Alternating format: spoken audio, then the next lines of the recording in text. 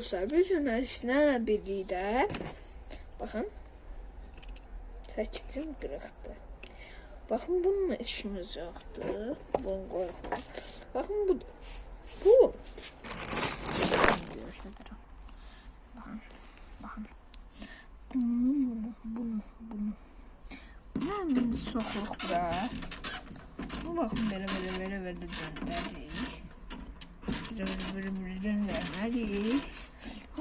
Buradadır. Bak bu da neye göre yarayır? Kim usta olmaq istəyir, kim nə bilim çırağı olmaq istəyir. Mən videolarını izlənə bilər. Məsələn, baxın. Bax. Görürsünüz bunu? Buna deyirlər. Nədə bunlardır? Qaz açarı. Bunun adı qaz açarıdır. Qaz cərəsində belə olmur. Bu başqa cürdə. Qaz cərəsində bax belə olur. Belə. Bu ondan deyim. Məsələn, baxın, maqnit. Baxın, görürsün nə qədər məhkəm çəkə biləyiz. Göstərəcəm çəkməyəni. Baxın, belə şəkildə baxın.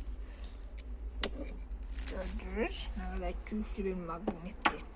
Maqnit yəni əslində Dədə-Baba qaydasına baxanda yəni vaxtımız azalır. Mən sizə ən axırında var, onu göstərmək istəyirəm. Çıxdan onu var.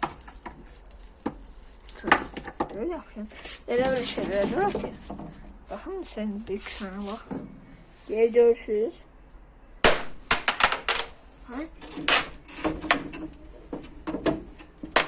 Gördünüz mü?